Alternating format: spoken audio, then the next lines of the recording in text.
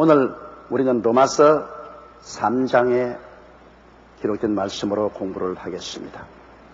이 로마서 1장은 이방인의 죄에 대해서 하나님이 신랄하게 꾸짖으셨고, 2장은 유대인의 죄에 관해서 주님께서 신랄하게 꾸짖으셨습니다.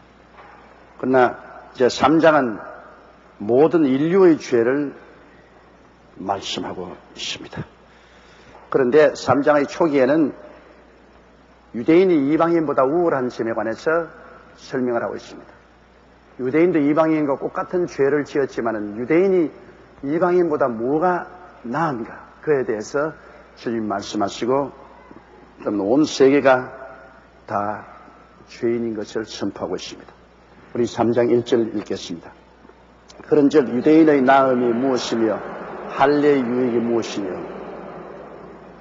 자, 유대인이란 하나님의 선민으로서 하나님의 선택을 받았다고 하지만은 유대인들도 법을 지키지 아니하면 이방인과 똑같이 버림을 당하니까 유대인 선민을 받았다는 것이 무슨 이익이느냐. 더구나 할례를 받았다.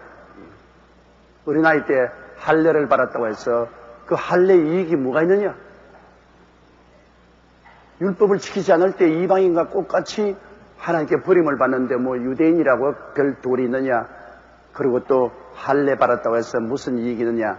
그런 질문을 유대인들이 합니다. 우리를 이방인과 똑같이 취급할 바에야 유대인이라고 할 것 무엇이며 구태 할례 받은 그 이익이 무엇이 있겠는가. 그런 질문을 합니다. 그런데 2절 보십시다. 범사에 많으니 첫째는 저희가 하나님 말씀을 맡았습니다. 그런데 사실 보면 유대인이 되었다는 일에 대해서는 특권이 굉장히 많습니다. 유대인의 유익이 무엇이냐. 첫째는 저희가 하나님 말씀을 맡았습니다. 온 세계가 아담과 하와 이후로 하나님을 저버리고 하나님을 떠나버리기 때문에 이제 하나님의 말씀을 전파하는 나라가 없습니다. 하나님은 온 만민 중에 아브라함과 이삭과 야곱 후손인 유대인을 택해서 그들에게 제사장의 직분을 주시고 하나님 말씀을 맡겼습니다.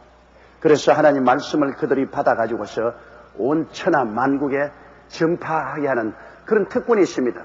오늘날 여러분 성경 창세기부터 요한계시록까지의 말씀은 모두 다 유대인을 통해서 하나님이 역사한 사실을 기록한 것이 거의 전부입니다. 아브라함과 이삭과 야곱과 그리고 그 후손들, 그 다음에 유대인으로서 태어난 예수 그리스도를 통한 하나님의 역사, 이것을 기록한 것이 성경입니다. 이러기 때문에 하나님께서는 이 유대인을 통해서 하나님의 모든 계획과 뜻을 우리에게 보여주셨으니 하나님의 말씀을 맡은 민족입니다. 그만큼 특권이 있죠. 하나님 말씀을 맡았으니까 하나님이 그만한 은총과 축복을 줄 것이 아닙니까? 오늘날에 와서는 여러분 영적인 선민인 우리 교회가 하나님 말씀을 맡아 있지 않습니까? 옛날에는 육의 선민인 유대인들이 하나님 말씀을 맡았으나 그걸 거부해버리고 말았습니다. 그러나 갈보리 이후에는 이제 예수를 믿고 말씀과 성령을 받은 우리 교회가 하나님 말씀을 맡았으므로 굉장히 특권이 있지 않습니까? 예수 안 믿는 전 세계는 하나님 말씀을 몰라요. 그러나 우리 교회가 하나님 말씀을 맡았습니다. 이제 우리 교회가 하나님 말씀을 나누어 줘야 돼요. 사람들이. 우리가 입을 다물고 있으면 이 하나님 말씀을 세상 사람은 전혀 받을 수가 없습니다. 그렇기 때문에 우리가 때를 얻든지 모르든지 우리는 열심으로 하나님 말씀을 나누어야 돼요. 교회 목사나 장로나 안수집사, 권사, 지역장, 구역장, 서리집사, 평신도 직분 준 것도 직분을 가지고 의시대라고 준 것이 아니라 그 직분을 맡은 대로 말씀을 더욱 증거하라고 주신 것입니다. 여러분, 하늘나라는 말씀을 증거할 때에 살아있지 말씀을 증거하지 않으면 하늘나라는 살아있지 못합니다. 그러므로 교회의 모든 직분은 말씀을 전파하기 위해서 하나님이 주신 제도와 장치와 직분이지 말씀 증거하지 않고 의시대는 어떠한 지위를 나타내기 위해서 준 직분은 절대로 아닙니다. 말씀 증거가 첫째도 둘째도 셋째도 중요한 것입니다. 우리 말씀 맡았거든요. 여러분 오늘 이 시간은 여러분이 다 예수를 믿고 구원을 받았으니 하나님의 구원의 메시지를 맡은 사람이에요. 여러분이 이제 그 길을 알고 그 하나님 말씀을 맡았으므로 그 말씀을 이젠 다른 사람에게 나누어 줘야 될 의무가 있는 것입니다. 여러분 가족들에게, 일가 친척들에게, 또 이웃들에게 여러분이 맡은 바 그 말씀을 나누어 줘야 돼요. 안 받아 먹는 사람이야 자기가 안 받아 먹으니 그건 별 도리 없죠. 나누어 준 우리들은 나누어 줘야 돼요. 나누어 주어서 받아 먹는 사람은 우리처럼 구원을 얻고 말씀을 받아 먹지 않은 사람은 구원을 얻지 못하죠.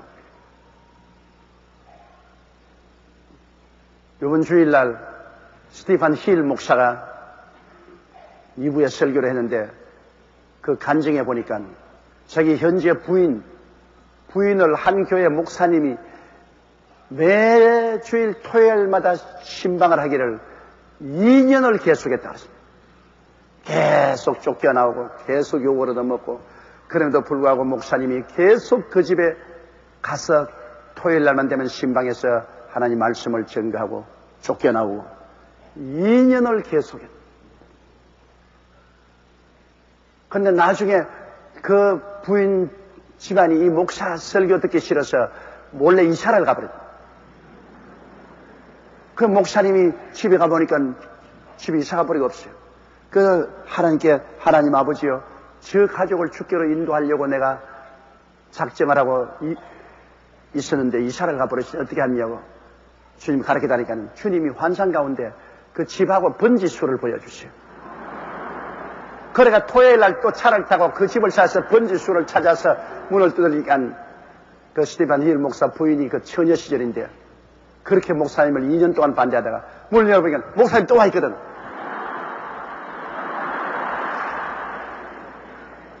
아니 여기까지 또 어떻게 찾아왔냐고. 당신들을 구원하기 위해서 기도하니까 하나님이 집 색깔하고 번지를 보여주기 때문에 그걸 따라왔다. 거기에 감동해서 무릎을 꿇어서 회개하고 예수 믿고 신학교 들어가서 스티반 힐 목사를 신학교에서 만나서 그래서 목사 사모가 되고 두 사람이 하나님의 종이 되었다는 간증을 들었어요. 여러분 말이 쉬우고 그렇지 2년을 꾸준히 한 사람을 목표로 해서 전당한다는 건 힘들지요. 그러므로 우리는 듣든지 아니 듣든지 말씀을 증거해야 될 의무와 책임이 있습니다. 왜? 우리에게 하나님 말씀을 맡겨주셨으니까. 우리가 아무것도 없으면 뭐 전할 것 없지요. 여러분과 나는 모두 다 여기에 보배를 가지고 있습니다. 놀라운 보배를 가지고 있습니다. 구원의 말씀, 형언할 수 없는 보배를 가지고 있습니다. 이건 뭐 세상에 무슨 집이나 명예나 권세하고 비교하기는 그거는 다 사실 우리가 가지는 보배에 비교하면 개똥 같은 일이야. 아무 가치 없어. 바울 선생도 분토라겠습니다. 똥이라 그랬어요. 우리가 가지고 있는 이 복음 말씀의 영광스러운 보배로움에 비하면 세상 모든 부귀 영화 공명이란 똥입니다. 개똥에도 못해요. 왜? 한 세대가 지나가면 바람과 함께 사라져버리고 말 것입니다. 남는 것이 뭡니까? 아무것도 없죠.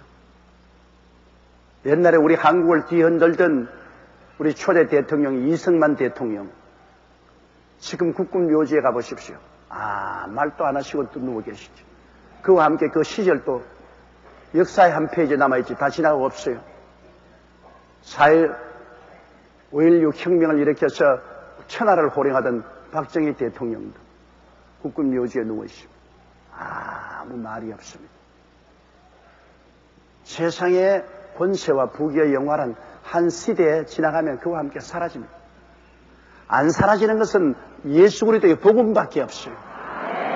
구원받은 이 보배로운 복음은 사라지지 않지요. 육신의 장막집이 무너지면 이 보배는 하늘나라에 가서 영원히 있으니까 사라지지가 않지요. 영원히 있는 것입니다. 그러므로 이 복음에 비교하면 다른 모든 것은 가치가 없어요. 이렇기 때문에 우리가 이 복음을 맡았으니 이 말로 다 할 수 없는 보배를 우리 질그릇에 담고 댕겨요. 지금 여러분이 다 질그릇인데 질그릇에 이 보배를 담고 철레철레 다니. 자기가 보배 가지고 또 모르고 돌아다니는 사람 많아요. 그 보배가 사람의 영혼을 영원히 살리는 귀한 보배인 줄 모르고 다니는 사람 많아. 여러분 알아야 돼요. 여러분 속에 지금 그 보배가 들어있으니까. 이 보배를 나누어 주면 모든 사람이 사는데요. 얼마나 큰 특권입니까? 원래 하나님은 유대민족을 택해서 이 하나님의 구원의 말씀을 그들에게 맡겼는데 그들이 그것을 거부했습니다. 우리는 하나님 말씀을 맡지 않겠다. 우리는 제사장의 국가 되지 않겠다. 하나님과 언약을 파기하고 우상과 사신을 따라가서 하나님의 계약 파기해버렸죠. 그러므로 유대인의 나은 점은 확실히 있어요. 그들이 하나님의 말씀을 맡았고 또 하나님 말씀을 맡은 자에게는 하나님이 특권을 주십니다. 일하는 소에게 망을 씌우지 마라. 여러분 마구간에 들어 누워있는 소에게 망을 씌우지 마라. 그런 말 안 했습니다. 마구간에 들어 누워있는 소는 먹일 필요 없어. 그건 망을 세워야 돼. 그러나 일하는 소는 망을 씌우지 말고 마음대로 뜯어먹게 하라. 일하는 소는 하나님의 복음의 말씀을 나누어 주는 사람에게는 하나님께서 일하는 소이기 때문에 주님께서 마음대로 뜯어먹게 만들어주는 것입니다. 일하는 자가 그 임금을 받는 것이 합당하다고 말했습니다. 하늘나라 복음 말씀을 전가하는 개인이나 나라는 하나님이 확실하게 복을 내려주시는 것입니다. 사실 여러분 유대인들도 유대인으로 선택을 받았기 때문에 그들이 하나님 말씀을 맡아서 한때 복음을 전가한 나라고 또 오늘날 성경도 모두 유대인의 역사 아닙니까? 이러므로 하나님께서 하나님의 영광 때문에 유대인들에게 복 많이 주었어요. 유대인들 불과 여러분 다 합쳐서 1천만원이 안 됩니다. 지금 팔레스타인에 가 있는 건 한 300만이고 미국이 한 500만, 전 세계에 터진 거 다 합쳐도 한 1000만 정도밖에 안 되는데 온 세계의 경제력은 유대인이 다 잡고 있습니다. 경제력, 돈은 유대인이 다 잡고 있어요. 여러분 어느 나라에 가도 제일 잘 사는 동리에 이 동리가 무슨 동리냐 하면 유대인 동리라고 합니다. 미국 가서도 로스앤젤레스에서 제일 잘 사는 비브리 힐 동리는 유대인들이 다 점령하고 있어요. 뉴욕에 가서도 제일 잘 사는 곳은 어디냐? 전부 유대인들이 다 점령하고 있어요. 심지어 오스트라리아 가서도 제일 잘 사는 동리에 가서 이게 누가 사니까 전부 유대인들이 살고 있어요. 유럽도 한 가지입니다.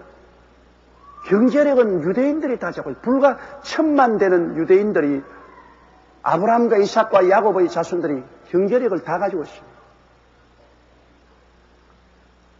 오늘 우리 김대중 대통령이 노벨상 받았다고 우리가 굉장히 야단 법석을 하고 있는데 불과 1000만 안 되는 유대인들이 여러분 지금까지 받은 노벨상의 11%를 독식했습니다. 노벨상 100개 받았으면 여러분 그 중에 10개는 유대인들이 받았습니다.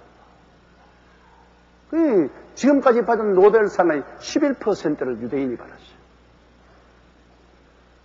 그렇기 때문에 유대인이 된 특권이 뭐냐? 어마어마하죠. 말씀을 맡았기 때문에 하나님이 귀중히 여기서 높여줬죠. 우리 신교 예수 믿는 사람의 이익이 뭐냐? 우리도 여러분 새 언약의 일꾼이 되어서 말씀을 맡았기 때문에 하나님이 오늘날 예수 믿는 나라를 머리가 되고 꼴이 되지 않고 위에 있고 아래 내려가지 않고 남에게 꾸지 않게 만들지 않았습니까? 세계의 여러분 강대국은 다 예수 믿는 나라 아닙니까? 구라파나 미국을. 오늘날 여러분 온 세계를 합쳐서 지금까지 노벨상을 탄 사람은 전부 다 기독교나 유대교나 그렇지 않으면 가톨릭교나 하나님의 이름을 부르는 나라가 거의 독식을 했습니다. 거의 68%나 되는 노벨상은 하나님의 이름을 부르는 사람들이 다 가져간 것입니다. 그러니 여러분 영적 선민이 된 효과가 있지 않습니까? 미국을 움직이는 유대인은 2%도 안 돼요. 미국 국민 전체 550만 2%밖에 안 되는데 그러나 보세요. 세계적인 물리학자 아인슈타인 박사도 유대인이지요. 영화 감독 스티븐 스필버그라고 영화 이렇게 뒤흔드는 스티븐 스필버그도 유대인이지요. 국제 투기 자본의 대명사인 조지 소로스, 우리 한국 IMF 때 뭐 와서 온갖 큰 소리 하던 조지 소로스, 그것도 유대인이지요. 워싱턴 포스트 회장인 캐서린 그레이엄도 유대인이지요. 지금 평양에 갔다가 오늘 한국으로 돌아오는 유명한 역을 올브라이트 미 국무장관도 유대인입니다. 그 텔레비에 나오는 거 보면 이라고 돌아다니잖아요. 그 유대인이죠. 지금 미국의 국방장관 월리엄 코원도 유대인이죠. 현재 클린턴 행정부에서 10명의 상원의원, 5명의 강요, 2명의 대법관이 모두 다 유대인입니다. 이거 보통 문제가 아닙니다. 미국 같은 세계 초강대국을 핵심에서 잡고 움직이는 사람들이 유대인입니다, 여러분. 하나님이 그러므로 말씀을 맡은 나라를 주님께서 얼마나 축복을 해주셨다는 사실을 우리가 알 수 있어요.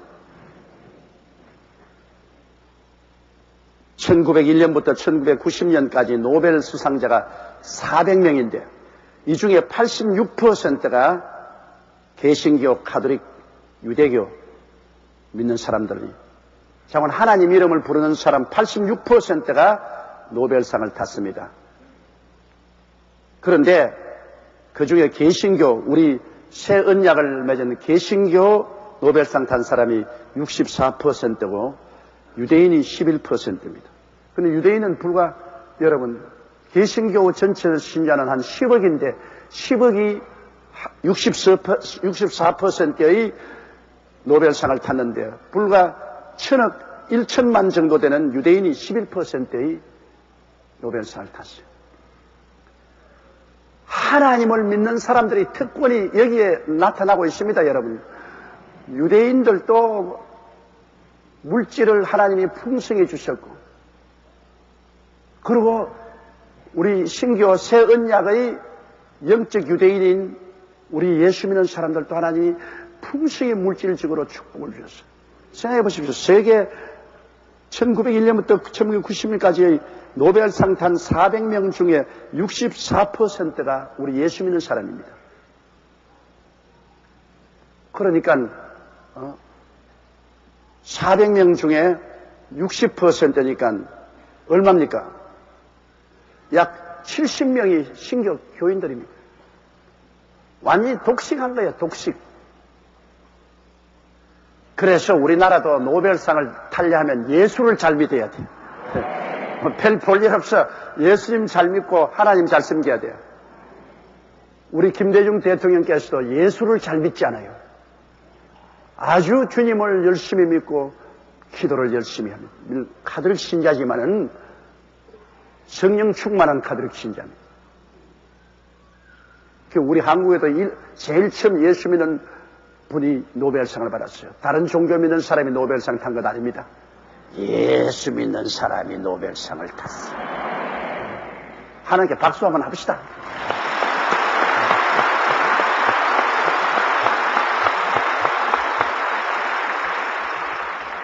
그렇기 때문에 하나님의 말씀을 맡는다는 것이 얼마나 큰 특권인 것을 알아야 돼요. 유대인들도 구약시대에 하나님 말씀을 맡았으므로 지금까지 하나님 복을 주시고, 신약시대 우리들은 예수 그리스도의 구원의 말씀을 맡아 있기 때문에 하나님께서 넘치도록 복을 주시는 것입니다. 말씀을 맡아서 감추고 있으면 아무 복이 안 돼요. 말씀을 맡았으면 이 말씀을 자꾸 나누어야죠.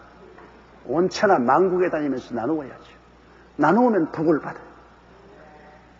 나누지 않으면 복을 받지 못해요. 그러므로 특권이 있습니다. 말씀 전가한 데는 특권이 있어요. 그런즉 유대인의 나음이 무엇이며 할례의 유익이 무엇이냐? 범사에 많으니 첫째는 저희가 하나님 말씀을 맡았습니다. 3절요. 어떤 자들이 믿지 아니하였으면 어찌하리요? 그 믿지 아니함이 하나님의 미쁘심을 피하겠느냐? 어떠한 사람들이 말합니다. 웃기네, 웃겨. 뭐 하나님 말씀 맡았다고 별 볼 일 있냐? 우리 뭐 하나님 뭐 말씀 뭐 언제 우리가 맡았어? 유대인 스스로 속에 자주 하는 사람이 많습니다. 하나님 말씀 웃기는 소리 하네. 하나님 말씀 우리 맡았다고 해서 우리에게 별 볼 일이냐 그런 소리 하는 사람이 있는데 여러분 그 웃기는 소리입니다. 왜냐하면 자기들이 믿든 안 믿든 하나님은 거짓이 없으시기 때문에 하나님이 시내산 언약을 통해서 모세와 함께 이스라엘 백성들을 선민으로 선택하고 하나님께서 하나님의 말씀을 맡겼다고 하는 것은 사실이고 아무리 유대인이 그것을 부인하고 안 받아들여도 하나님이 정하신 사실은 부인될 수 없습니다. 지금 이스라엘 백성들은 거의 무신론자인데 이스라엘에 가면은 여러분 핵심 전통 유대교인 까만 모자 쓰고 수염 이렇게 기른 전통적인 유대교인을 얼마 남겨놓고 난 다음에는 전부 완전히 무신론자입니다. 그들은 말하기를 하나님이 살아계신다면은 어떻게 나치 시대 600만 유대인이 학살을 당하게 했느냐 그렇게 말합니다. 하나님 살아계시면 어떻게 그러십니까? 그러나 그 이유가 있어요, 여러분. 그들이 예수 그리스도의 십자가에 못 박을 때 말하십니까? 이 피를 우리와 우리 후손에게 돌리라 그랬습니다. 그들이 예수 그리스도 십자가 박을 때 그렇게 말을 했어요. 예수 그리스도 십자가에 못 박는 이 죄를 우리와 우리 후손에 돌리라. 그래도 빌라도는 물이나 가져와서 손이나 씻으면서 이 죄에 대해서는 예수를 십자가에 못 박는 이에 대해서는 나는 책임 없다. 이 피에 대해서 무죄하니까 줘서 예수 그리스도를 십자가에 못 박인 죄를 우리와 우리 후손에게 넘겨라. 하나님의 아들 예수 그리스도를 십자가에 못 박는 그 죄가 얼마나 큽니까? 어마어마한 죄가를 지어. 그걸 자기들과 후손에 넘기면 자기들 때에 주 70년에 로마의 디도 대장이 와서 예루살렘을 함락시키고 유대인들을 온 세계에 풍지박산시켰죠. 그 다음 그 자손들인 20세기에 들어와서 나치 독일에 의해서 600만이 학살당했다. 자기들이 자초한 것입니다. 하나님의 아들을 십자가에 못 박여 죽인 죄를 우리와 우리 후손에게 돌리라고 해서 그 후손에게 하나님이 심판하신 것입니다. 하나님은 마늘이 여기지 않습니다. 하나님은 뭘 장난으로 생각하면 안 돼요. 우리 책임지겠다고 했는데 예수 십자가에 못 박은 그 피의 대가를 우리 세대에 책임지고 우리 자손에까지 책임지어라. 책임지어라. 좋다. 하나님 오냐? 책임져라. 책임지겠다 했으니까 그러니까 그들 세대에도 책임지우고 후손에 책임진 것입니다. 여러분. 하나님을 마늘이 느낄 수 없습니다. 그러고 난 다음 지금에 와서 하나님을 원망한들 무슨 소용이 있습니까? 아무리 부인한들 부인할 수 없는 역사적 현실 아닙니까? 예수님을 십자가에 못 박여 죽인 것이 바로 유대 종교가 그리스도를 못 박았다는 것은 사실이요. 부인할 수 없는 사실인 것입니다. 4절요. 그럴 수 없느니라. 사람은 다 거짓되되 오직 하나님은 참되시다 할지어다. 기록된 바 주께서 주의 말씀에 의롭다 함을 얻으시고 판단받으실 때 이기려 하십니다. 사람들은 거짓말쟁이지요. 사람은 자기의 이해가 걸리면은 스스럼 없이 거짓말하는 것이 사람 아닙니까? 우리 한국의 정치, 경제, 사회 지도자들 우리 보면 다 거짓말하지 않아요? 거짓말하는 사람 잡는 사람이 또 거짓말하고 그 잡는 사람 위에 또 잡는 사람이 또 거짓말하고 자기 이해 상관에 부딪히면 다 거짓말해요. 온 세상 사람은 다 거짓말쟁이에요. 세상이 거짓의 압이 원수 마귀에게 점령당하고 있는데요. 이 세상에 거짓의 압이 원수 마귀에게 점령당하기 때문에 이 마귀의 영이 모든 사람 속에 있기 때문에 모든 사람은 다 거짓말을 합니다.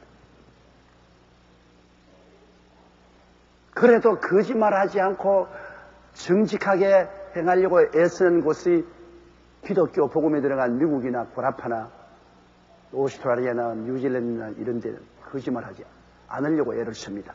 국가적으로도 그렇고 사회적으로도 신용사회가 이루어졌으니까요. 그 나라에는 신용을 잃어버리면 아예 완전히 박살납니다. 거짓말 못하게 돼 있어요.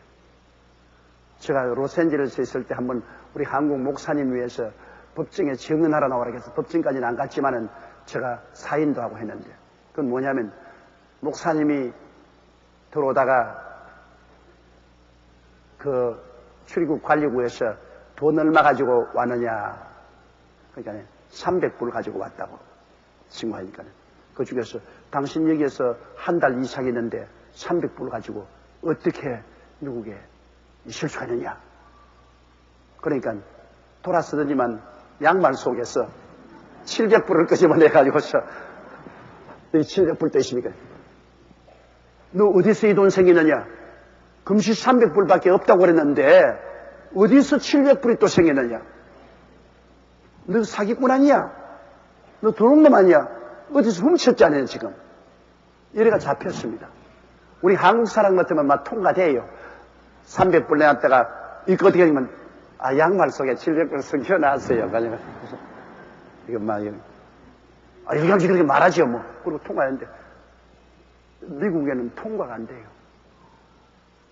그 사람 출입국 관리에게 잡혀가지고서 감옥에 들어갔습니다. 고발당했습니다. 어떻게 해서 300불밖에 없다는 사람이 당장 700불이 생겨난다는 거야. 그게 거짓말 했지 않느냐? 그러니 이 돈이 어디서 나왔느냐? 뭐 아무리 설명해도 안 돼요. 왜냐하면 도적당할까 싶어 겁이 나서 양말 속에 700불 숨겼다고. 그래도 그 사회에서는 통하지가 않습니다. 나중에는 우리가 다 가서 증인을 쓰고, 우리 한국에는 오랫동안 일본 식민지하에 있었기 때문에 일본 사람들에게 거짓말을 해야 산다. 바른 말하고는 못 사니까 그게 습관이 돼서 그렇다. 뭐 온갖 그거 변명을 해가지고서 겨우 빼낸 적이 있습니다. 적당히가 안 돼요. 여러분께서 앞으로 미국이나 구라파에 가면 참말하는 게 제일 좋습니다. 거짓말 하지 말아야 돼요. 그거는 이 복음이 들어가고 난 다음에 성령의 역사가 일어나서 귀신의 영이 쫓겨나가고 그 사회가 정직 성실로서 기초가 닦여진 사회입니다. 지금은 많이 혼탁해졌지만은 그래도 정직이 줄기가 되기 때문에 신용사회가 되어 있습니다. 말을 믿어요. 말을 믿고 사는 신용사회가 되어 있지만 우리 한국같이 아무리 계약을 해도 다 깨는 그런 거짓사회가 아니고 신용사회입니다. 그렇기 때문에 오직 한국만이 진짜입니까 가짜입니까 그거 묻습니다. 미국이나 구라파에 가면 물건 살 때 이게 진짜요? 그러면 눈을 휘둥그러고 그 무슨 말이 그런 말이냐. 그런데 우리 한국 사람은 꼭 진짜냐 가짜냐 그러는 너무 속였기 때문에. 그러니 그게 습관이 돼가지고서 구라파에 가서 가면 그때 한국 관광객이 한참 많을 때 들어가면 그 사람들이 한국말을 배워가지고 진짜요 진짜요. 아이 기가 막힌 일입니다. 근데 묻지 않은데도 불구하고 이게 오세요 진짜요 이거 진짜요. 하도 가짜가 많아서 이제 우리 한국 사람들은 꼭 이게 진짜냐 가짜냐. 음식점에 가면 그냥 음식점이지 뭐 원조 갈비탕이니 원조 뭐 국밥이니 원조는 왜 내세워? 원조라고 해서 좋은 게 뭐가 있나? 하도 가짜가 많기 때문에 이제는 우리가 원조다. 이제는 교회도 원조 순복음교회라고 부릅니다. 하도 순복음교회도 가짜가 많기 때문에 우리 원조 순복음교회. 사람들은 거짓말을 너무나 떡먹듯이 하죠. 우리 한국 사회도 빨리 복음이 들어가서 귀신들이 쫓겨나가고 진리의 성령이 점령함으로 신용사회가 이루어져야 되는 것입니다. 우리 한국은 뭐 무조건 하고 벌써 거짓말한다고 생각을 하고서 대하니까요. 정말 진짜를 알 수가 없죠. 너무나 거리낌 없이 거짓말을 합니다. 이 거짓말하는 귀신이 우리 사회 속에서 쫓겨나와야 우리가 신뢰하고 살아갈 수가 있습니다. 그냥 안 믿어요. 하도 서로 거짓말을 하기 때문에 서로 안 믿는다고. 서로 늘 의심을 한다고. 그런데 이 성경은 말하기를 사람들은 다 거짓말을 하되 하나님은 참되시다. 하나님은 거짓말을 하지 아니하신다. 그래서 성경의 시편에 있는 시편 51편 4절의 말씀을 성경은 인용하고 있어요. 주께서 말씀에 의롭다함을 얻으시고 판단하실 때 이기리 하시고, 하나님 말씀은 언제나 거짓이 없이 불의하지 않고 의롭고, 그리고 재판받을 때 하나님 말씀은 언제나 이긴다. 왜? 허위와 거짓이 없으니까 언제나 이긴다. 참말을 하면 언제나 이겨요. 세월이 지나가면 참말이 드러나요. 거짓말을 하면은 곧장 들통이 나요. 거짓말이 오래가지 못합니다. 왜냐하면 거짓말은 반드시 드러나니까. 참말은 날이 갈수록 환하게 빛이 나지만 거짓말은 드러나거든요. 거짓말을 정당화하려면 또 거짓말을 만들어야 되고, 또 거짓말을 정당화하려면 거짓말을 만들어야 하기 때문에 어마어마한 기억력이 필요합니다. 왜냐? 전에 거짓말한 것을 또 거짓말로서 커버했으니까, 또 그 다음 거짓말로 커버하니까 전에 무슨 말 했는지 알아야죠.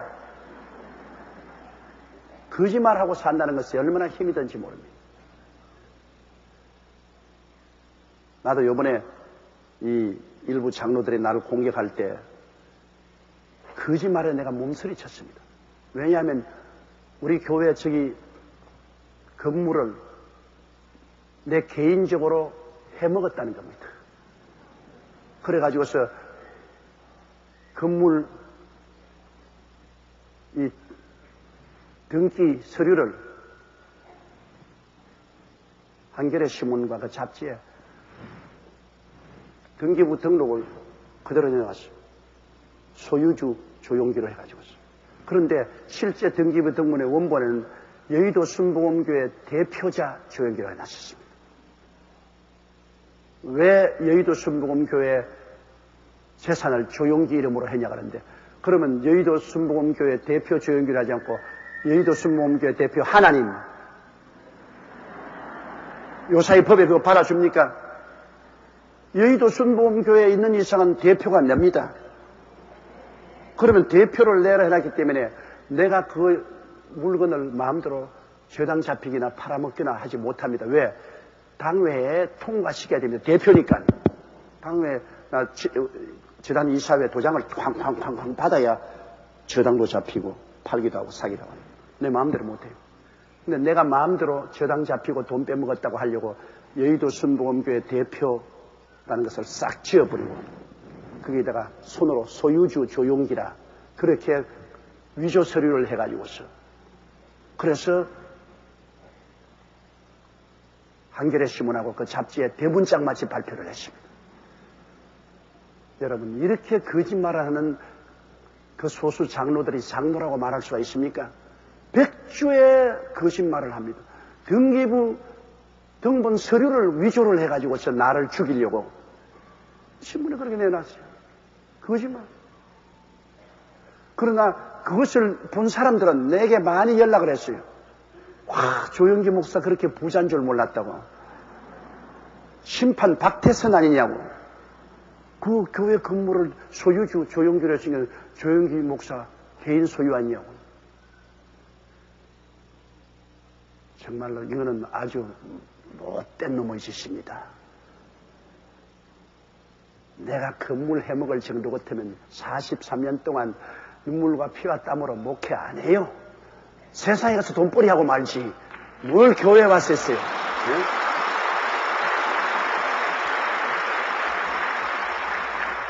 여러분 가만히 지켜보세요. 내가 목회하고 은퇴해 나갈 때는 내 빈손 들고 나갑니다. 왜? 이 교회와 이 모든 건물들은 우리 성도들이 헌금해서 낸 것이요 하나님의 것인데, 내가 여기에 신발짝 하나도 안 들고 나갑니다. 물론 내가 44년 동안 여기에서 피와 눈물과 땀으로 개척한 교회지만은, 그러나 이건 하나님의 것입니다. 어떻게 하나님의 것을 내 마음대로 내가 우물짝 주물짝 할 수 있습니까? 하나님의 영광을 위해서 모든 것을 써야지.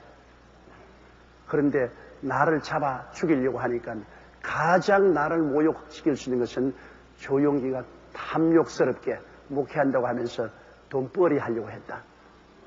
그래가지고서 그런 서류를 위조해가지고서 신문에까지 내는 겁니다.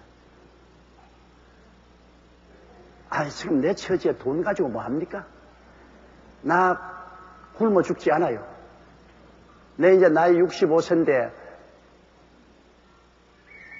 하나님이 힘주시면 한 10년 동안 더 목회할는지 모르겠지만은 10년 동안 우리 교인집에 얻어먹어도 다 못 얻어먹어요.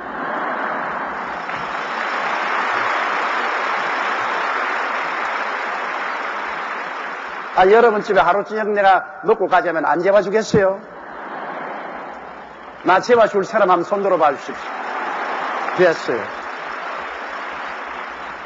그러면 됐지 뭐 그 이상 뭐가 필요해요? 나는 여러분 이 세상에 돈이나 명예나 지위나 아무 소용없습니다. 나이가 또 65이나 돼가지고서 지금 세상 부귀 영화 공명을 얻어서 뭘 하겠습니까 여러분? 저는 바라는 것은 하나님의 뜻이 이루어지는 것만 바랍니다.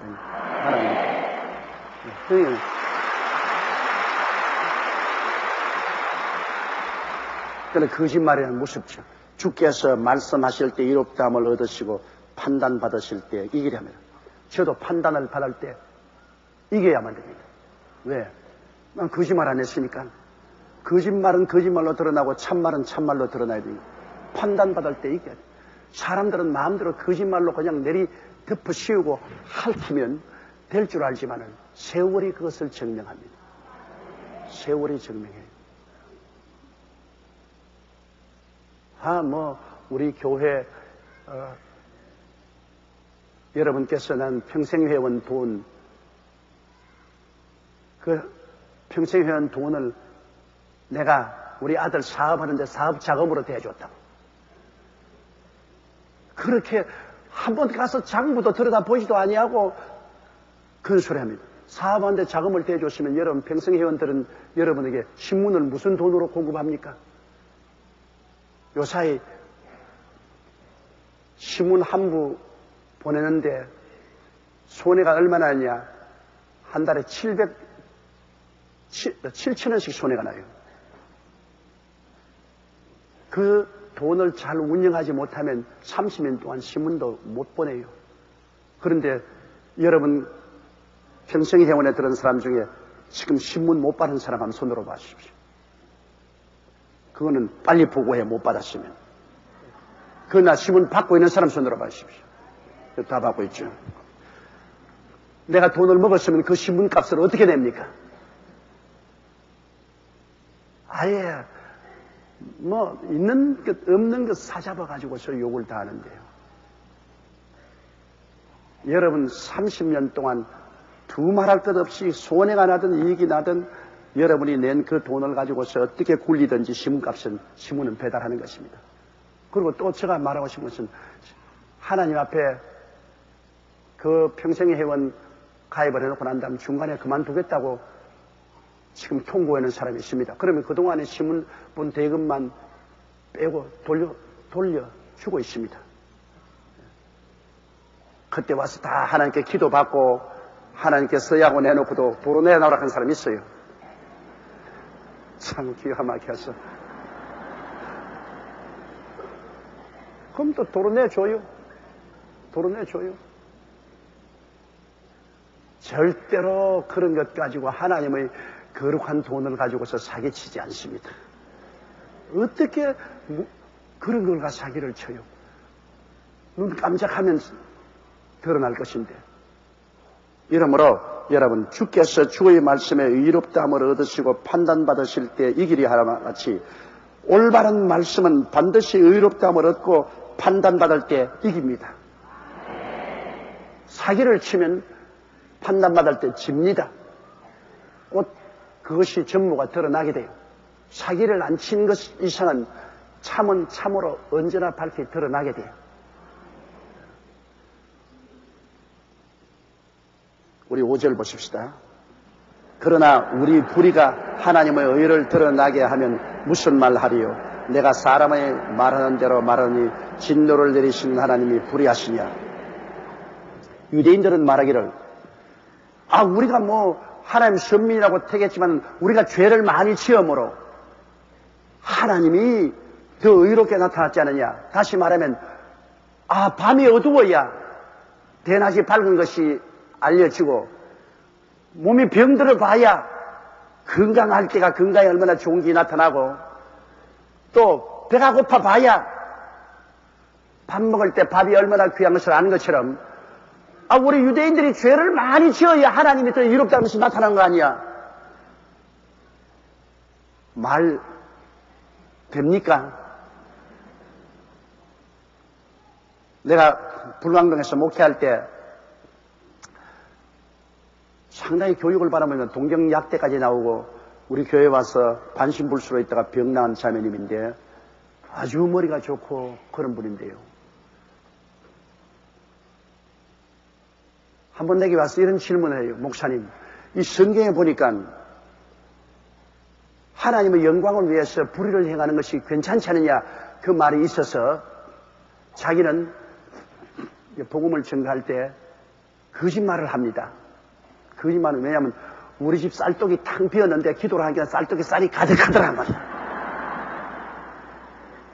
그리고 내가 병들어 죽게 됐는데 내가 병원에 가서 신차례병 죽겠다 하는데 기도하고 쫙 나았더라. 그렇게 하면 안 믿는 사람들이 야 하나님 살아계시구나 그렇게 감동을 입지 않겠냐. 그러면서 그렇게 해도 괜찮지 않아요. 결국은 거짓말을 하더라도 하나님 전도가 되니까. 여러분 그래도 돼요 안 돼요? 안 되지요. 그래서 내가 우리 집사님 말했습니다. 집사님 말도 안 돼요. 하나님을 거짓말쟁이로 만들면 어떻게 해요? 쌀떡에 쌀이 없는데 내가 기도하니까 쌀떡에 쌀이 가득하더라. 그 말은 어떻게 그렇게 지어합니까? 그 나중에 그게 들통이 나면 하나님이 뭐가 됩니까? 그리고 내가 죽게 됐는데 병원에 가서 죽는다 근데 그냥 기도하고 나왔다. 죽게도 안 됐는데 그럼 나중에 들통이 나면은 완전히 하나님을 거짓말쟁이로 만들지 않습니까? 그렇게 거짓말을 해서 하나님의 의를 나타내려고 하면 안 됩니다. 차라리 할 말이 없으면 입 딱 다물고 있지. 왜 그 거짓말을 합니까? 그러니까 그 자매님이 이 성경을 인용을 하더라고요. 그 뒤에 보면은 7절에 보면은 그러나 나의 거짓말로 하나님의 참됐음이 더 풍성하여 그 영광이 되었으면 어찌 나도 죄인처럼 심판을 받으리요. 요 말씀을 딱 인용을 하더라고요.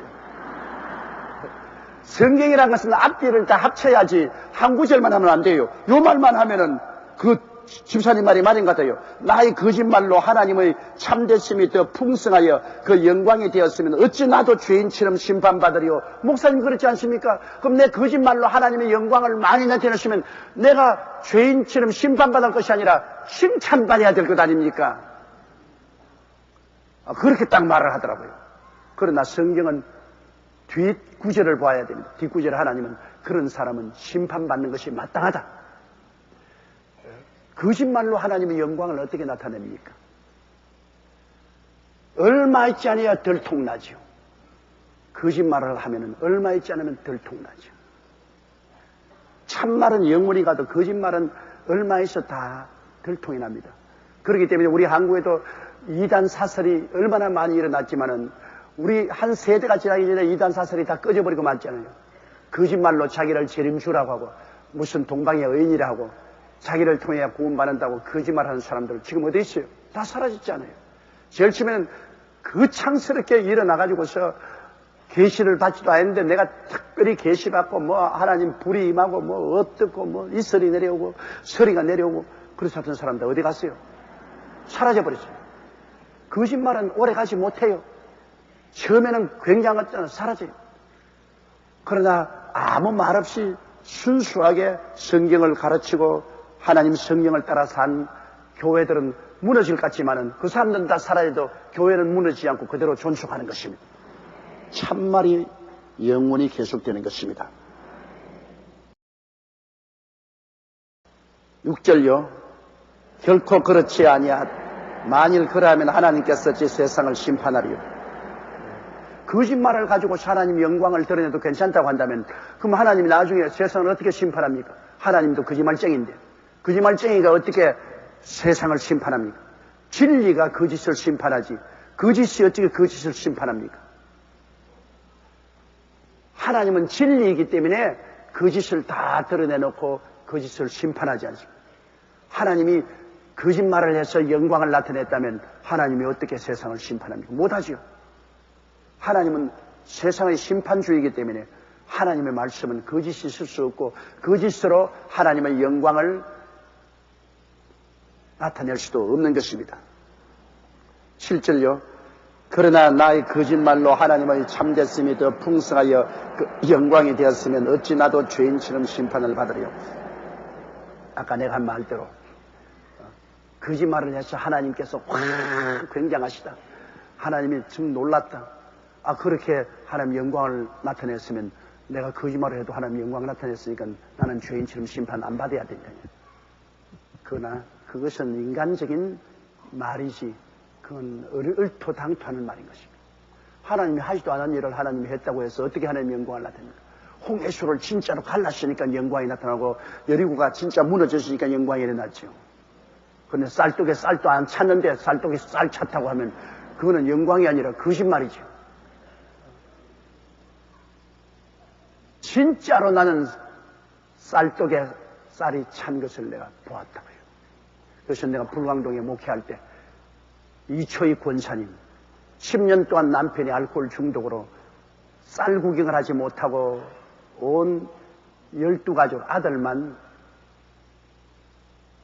열이지 딸도 없고 그런 12가족이 굶주려 살았어.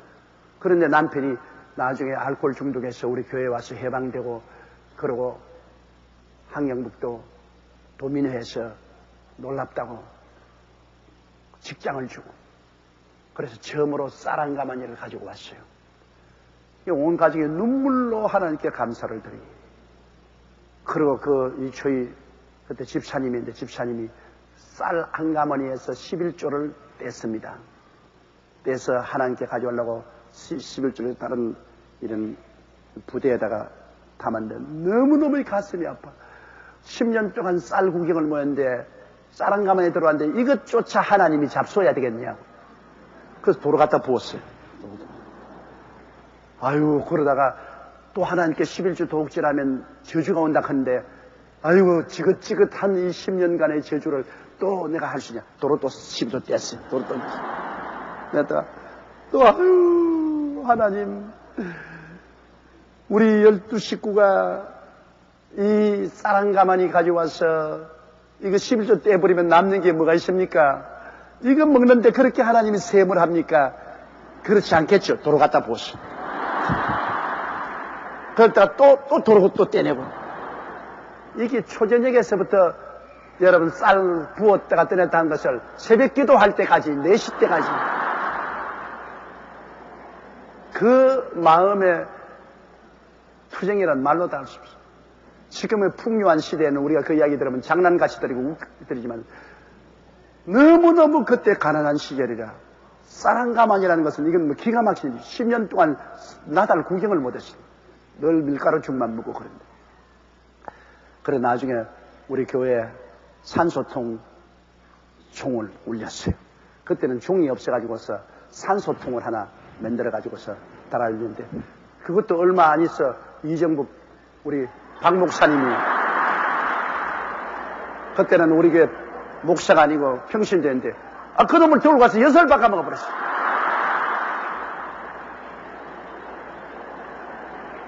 박 목사 옛날 이야기해서 미안해요. 왜냐하면 이정부 교회에서 이거 텔레비를 통해서 보고 있으니까 옛날에 여러분의 목사가 그랬다고요. 지금 그런 게 아니라 아예 하루는 종치러 나오니까 종이 없더라고요. 그래가 사방으로 수소문해보니까 그때 박영재가 그를 짊어지고 6을 바꿔먹어라.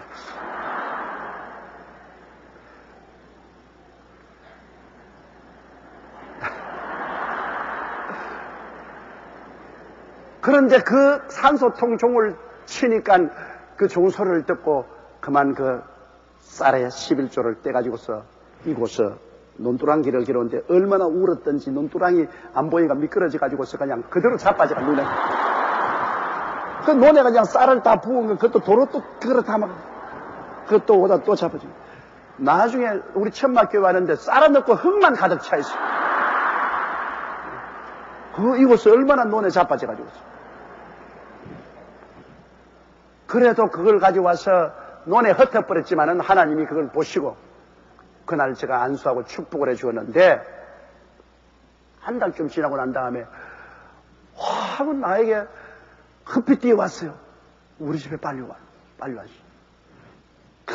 희한한 일이 생겼다고 그랬어요. 왜 그러니까 나는 잊어버리고 늘 거기에서 12 식구가 하루 30세 때 그거를 꺼내서 밥을 해 먹었는데 오늘 우리 남편이 쌀 한 가마니 갖다 줬는데 왜 오랫동안 이렇게 계속해서 쌀밥이 나오냐.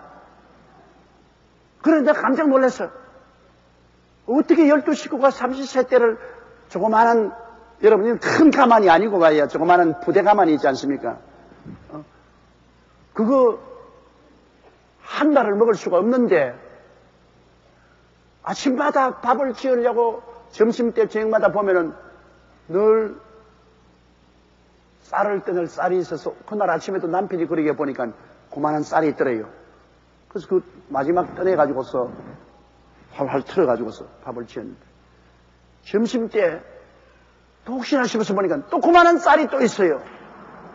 그래서 점심을 지어 먹고 다 보는 앞에서 틀고 저녁을 지으려고 이젠 쌀이 없으니까 이제 저녁 못 짓지 하고서 보니까 또 그만한 쌀이 있어요. 놀래가지고서 내게 뛰어왔어. 벌 떨면서 이런 일이 있습니까? 근데 그때는 우리가 하도 가난했기 때문에 카메라도 한 대 없었어요. 그래야 내가 존 스테스 목사님이라고 미국 선교사에게 연락을 했어요. 이런 기적이 일어났다니까 선교사님이 웃기는 소리 하지 말라고. 그 예수님이 나 오병이어의 기적이 생기지 요사이 무슨 기적이 생기지. 와보라고. 카메라 들고 오라고. 미국 선교사니까 카메라가 있잖아요. 카메라 들고 뛰어왔어요. 와서 그거 보니까 꼭 11조 넷만쯤 쌀이 그대로 생겨 있어요. 그래서 이제 저녁 밥 한다고 그 쌀 다 털었는데 그래 우리 선교사님이 내일 한번 와보자. 그래가 그 이튿날 아침에 카메라 들고 갔어요. 우리 눈으로 다 조용히 해먹다가 트는 거 다 보았는데 그 이튿날 아침에 가보니까 조그만 좀 쌀이 있어요.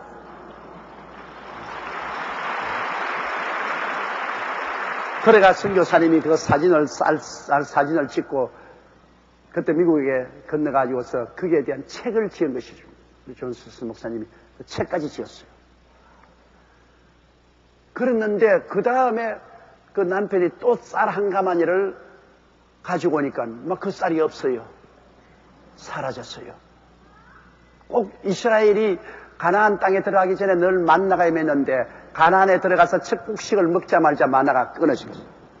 난 그래서 저희 생애 속에서 하나님이 기적을 직접 베푸는 것을 그 2초의 후에는 권사가 됐는데 권사님 그 기적을 통해서 보았습니다. 그런 기적이 요사이도 여러분 있어요. 우리가 하나님 말씀을 순종하고 하나님 말씀 그대로 실천하면 그런 기적이 있어요. 그건 실제 있는 것을 말했기 때문에 거짓말이 아니니까 하나님 영광이 되죠. 근데 실제 있지도 않은 것을 말하면 거짓말이 되니까 하나님의 영광이 아니라 수치가 되죠.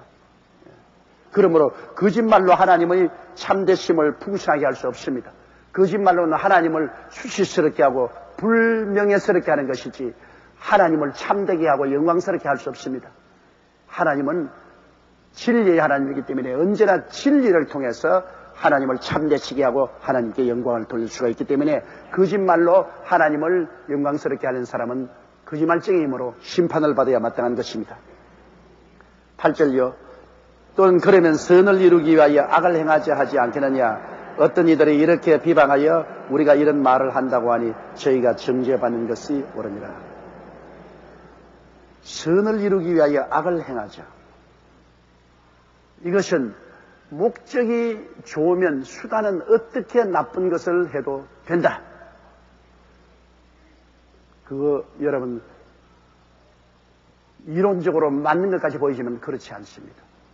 목적이 아무리 좋아도 그 목적을 이루기 위해서 악을 행하면 안 되죠. 예를 들어 말하면 우리 교회를 바로 잡자. 교회를 정의롭고 올바르게 만들자. 교회란 정의롭고 올바르게 만들고 진리를 따라 행해야 돼요. 좋은 일입니다. 그러면 그렇게 하기 위해서 우리 당을 만들자. 우리 교회 재직회나 그렇지 않으면 당회 다 무시해버리고 우리 스스로가 당을 만들어가지고서 우리가 쿠데타를 일으키자. 그러므로 우리 좋은 목적을 위해서 우리 당을 만들 테니까 여기 사인하시오.